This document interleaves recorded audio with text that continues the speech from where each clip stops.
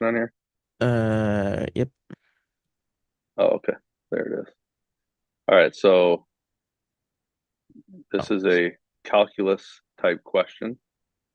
Yeah, or at least the concept is, yeah. Okay. So it says given the geometric series, so that's geometric, so you know it's increasing. Notice Mm-hmm. that it's changing by one half and then x. So your common difference is one half x, Common right? ratio. Sorry, common ratio, sorry, thank you. State the first term, 2x, state the common ratio, one half x. Given the rational function that series, give the rational function the series represents. So So are you using the infinite? yeah, the sum to infinity equals Got it. Yep. a1 over 1 minus r. In this case, it would be 2x over 1 minus a half Uh-huh. x. Yep. Yep. And then it says find the interval of convergence for the series. So the Mm-hmm. interval of convergence, basically that ratio has to be between -1 and +1, not including. So Mm-hmm. solving that equation means it's got x has to be between -2 and positive. So you get how that works? Yeah, because Okay. if it's greater than 1 or like less than -1, that's just like it's like divergence, I'm pretty sure, right? Yeah, it's divergent. Yep. Common ratio for an infinite series, if the common ratio is between -1 and +1, that means it's a fraction. It's less than one or -1. Then it will get smaller as time goes on. If it's bigger than one, even just barely 1.1 compared to zero point 0.9, for example, that makes all the difference. That zero point 0.2 makes all the difference. Mm-hmm. So then E says find the error at x equals one half when comparing the rational function to the first three terms of a polynomial. Find the error at x equals one half. I'm not sure I understand. Do you have the explanation for that? Or is that what you're Uh, needing explanation of? I have it on my notebook. Let me get it out. Yeah. Um, I think for this one, like he just kind of like he wants to find us the like error between the two lines that like if we but so like we would replace X with the Oh, formula yeah, from yeah, got it, C. got it, got it. Yep, got it. Okay. So the first three terms of the polynomial would be 2x plus x squared plus one half x cubed, right? Yeah. Okay, so you can plug in that and then find the error at that. Then So they're talking about this right here, I'm assuming. yeah. Yeah. 2x over 1 minus 1 half x. So we're comparing those two things and we're plugging in 1/2 for x into each of those. Mm-hmm. So if I plug 1/2 in here and 1/2 in here, that equals 1 over 1 minus 1/4, which equals 1 over 3/4, which equals 4/3. So that's that answer. And for this one, if I plug in 1/2 everywhere, I get 1 plus 1/4 plus 1/16, Mm-hmm. right? So that's 4/16, 16/16. So that's 21/16, which is 1 and 5/16. Yeah. So this is 1 and 1/3, and that's 1 and 5/16. So find the error when comparing the rational function of the first three terms. So the error is just the difference between these, I believe is what he means. And absolute value, right? Like with it. Yeah, just take the positive. Yeah. The error, I believe that just means like what fraction of the error is it? So Mhm. this is 4/3 minus um it's going to be a negative, right? If I set it up like this, Yeah. minus 21/16. So we get common denominators. I got to multiply this by 3 over 3, and that's 16 over 16. So that's 64 over 48. 48, thank you, minus 63 over 48. So the difference is One. 1/48. That's That's your really error. small. Yeah. Yeah. Very small errors. Um, okay.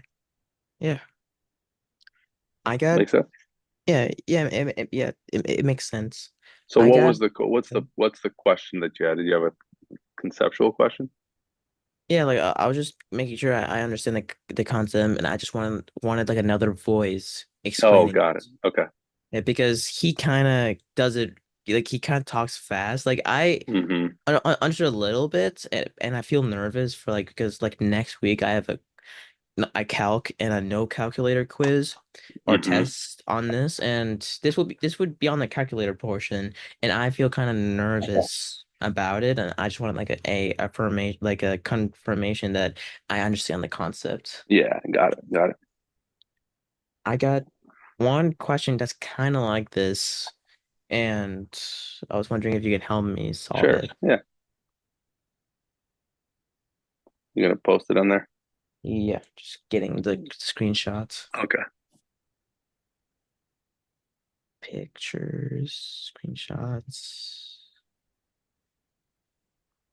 One other thing you can do, Nor, before you come in here, if you want to put them on like a Google document or something, and then just share it with me, I can just upload it straight from here. I can upload the document. Oh, okay. That's another way. I was just messing around with this the other day and figured that out. Okay, for the following, find the first term. All right, so the first term is going to be obviously what? Um, two, right? Or would it Hmm. be two Yeah, minus x? no, just two. It would That's your just be first two. term. Yep. Okay. So your first term is two. The common ratio, what would that be? Negative two, because the next one is negative x. Yeah, there's going to have an x in it, I believe, isn't it? So the way to find the common ratio is you think You 2 times what equals negative x? What do you have to multiply 2 by to get negative x? So that thing would negative be negative x over 2, or negative one, negative negative 1/2 x. half. Yeah, Yep, okay. negative 1/2 x. You understand how I do it? Just take that and divide it by that. Mm-hmm. It's the other way you could do it. That divided by that. Okay. I like to visualize it like this, though. It's the common ratio. So I should have just wrote r instead of the question mark, I guess. The common the common ratio, 2 times whatever the common ratio is equals negative x, right? So that means the common ratio is negative x over 2 or negative 1/2 x. Okay. Okay. Find the rational function the series represents. So that's between,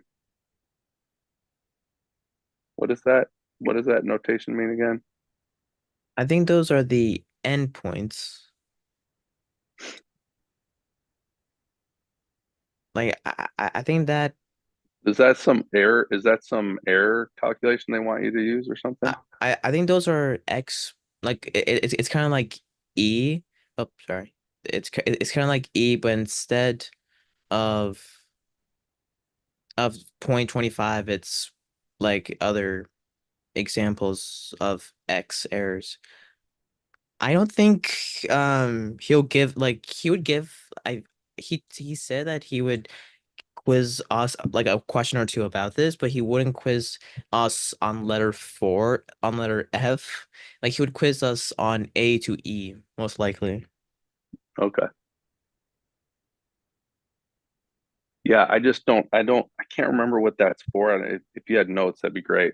And I think it's like an interval. Yeah, Is like it I think interval of convergence, maybe? I'm pretty sure those are like the end endpoints. Oh, Those are the I'm sorry. X. F. I got it. Find the error at the endpoints of the. Oh, got it. Got it. Got it. Yeah, it's for part F. I'm an Yeah. idiot. I just didn't see part F. Got it. Ugh. Okay. Okay. So good. All right, no worries. Sorry about that. So That's fine. the ratio, the rational function the series represents. So again, that would be that same formula, right? We're gonna go Yeah. with a sub one over one minus r, right? So a sub one is two over one minus r, which is one half, sorry, which is negative one half x, Yeah. Okay. right? So that equals two over one plus one half x. Yeah, because it's minus and negative. Mm-hmm. Yep. I I think I do remember him saying how because we're in a high level, he would like take a point off, but we don't like fix it. Simplify it. Yeah. Yeah. Yep. Find the interval of convergence. So again, that's where that common ratio has to be between negative one and one, Mm-hmm. right? So that common ratio has to be between negative one and one. So that has to be between one and negative one. So simplifying that, now what's going to happen when you multiply by the negative? Remember what happens when we multiply by the negative? The signs would switch. Yeah, the signs flip.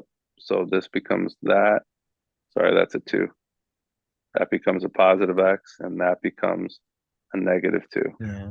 So And now writing it in the correct form, it would be like this. okay. Yeah. Okay. Hmm. Then it says find the error at point 25 for the first four terms. So that's that same thing that we did before. So take those first four terms right there and plug in 0.25 or 1/4.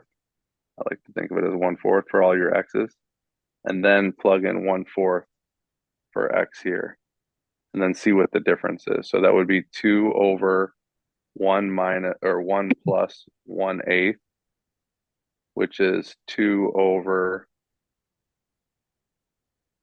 Two over. um 9/8, right? Yeah. Which is 16/9, right? Flip and Yep. multiply. Hmm. So that's 16/9, and this one over here, I'll do this in different color, green. This one over here, if I plug that in, doing green, it would be 2 minus 1/4 plus 1/2 times, that would be 1/16, because 1/4 squared is 1/16, Hmm. minus 1/4 times 1 over 64. Yeah. 4 times 4 times 4, double 16 twice, you get 64. Yep. I'll add them up in my Okay. calculator. No, let's do this by hand. It's good practice because they might say you can't use a calculator. So plus 1 over 32 minus 1 over double 64 twice. So that's 128, 256. 56. Okay. So 256 is what I need. So I need to multiply this by double it. How many times? 8. I have to multiply this by 8 over 8. So that's 8 over 256. I have to Mm-hmm. multiply this by 64. So that's 64 over 256. And then 2 times 256 would be 512 over 256. So that's a plus, that's a minus. It would be, Got it? yeah. So Um, then the negative, so this would be 520 minus 65 all over 256. 520 minus 65 is, take 20 away, that's be 45. So that'd be 455 yeah. all over 256. Mm-hmm. And then you think to yourself, can I cancel anything out here? Well, this is just a bunch of twos multiplied together. All of those numbers are just powers of two, right? So I only have to ask myself, is 455 have any powers of two? And Mm-hmm. the answer is no. So I know this is in reduced form.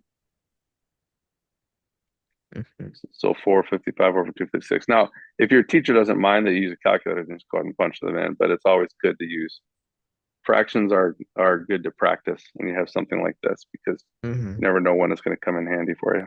Yeah. So that's your error, 455 over 256. The danger with writing it as a decimal is you might have to round it at some point, and then you won't have the exact answer. I think what he said is like whenever we're like finding Yeah, the see, y and finding p any error, he wants us to put it in decimal and like extend it as far as the calculator will allow you, oh, because like usually he wants us to round usually to three decimal places, but okay, for this types of questions he would want us to round to like eight places yeah, down the yeah, decimal and place. even that, to be honest, you're still rounding it. But if you do it, if you work with the fraction, then you're not rounding it.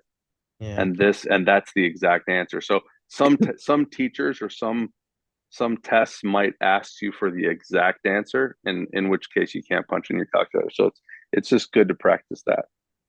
Hmm. Yeah.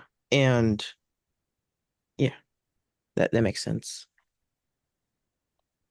Uh, Yesterday my teacher was talking about that ain't the annuities and the amortization Mm-hmm. questions, and because like we talked about it on Mm-hmm. Saturday or Sunday, it felt pretty easy because we already talked about it. Yeah, good.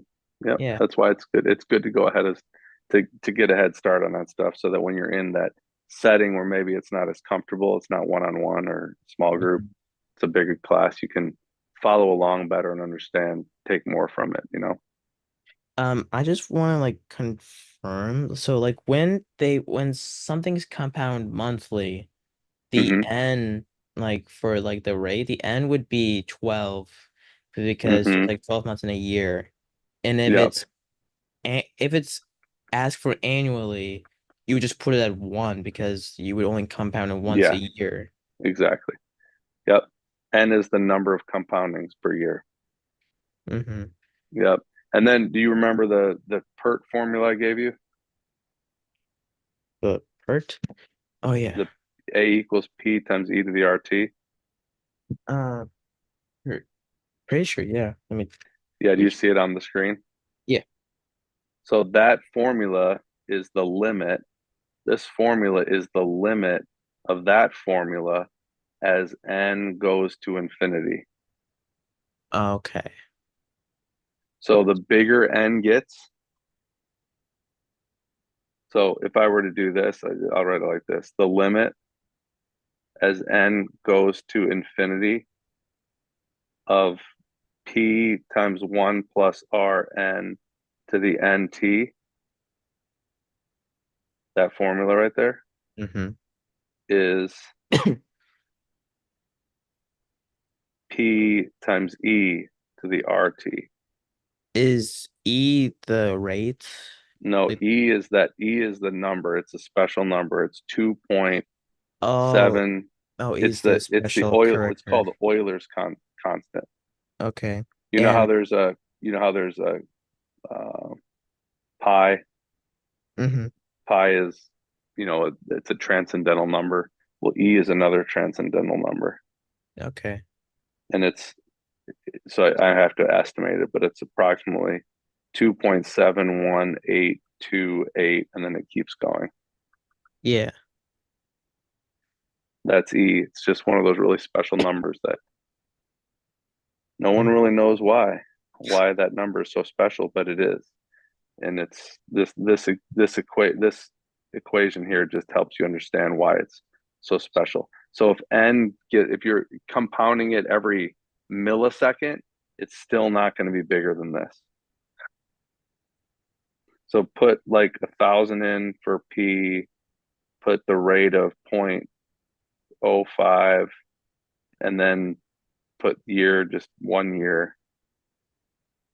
And make if you keep making n bigger and bigger, if you start at n equals 1, n equals 2, n equals 12, n equals 365, what you'll see is eventually it levels off. And then if you plug this number in right here, Mm-hmm. you'll see that it's no matter how big you make n, you can make it as big as you want. It's never going to, that number is it's gonna cap out. It's gonna cap out at what you would get if you plugged in p times e to the RT. It's Okay. called continual compounding. Okay. Oh, yeah. All right. I think that's all I have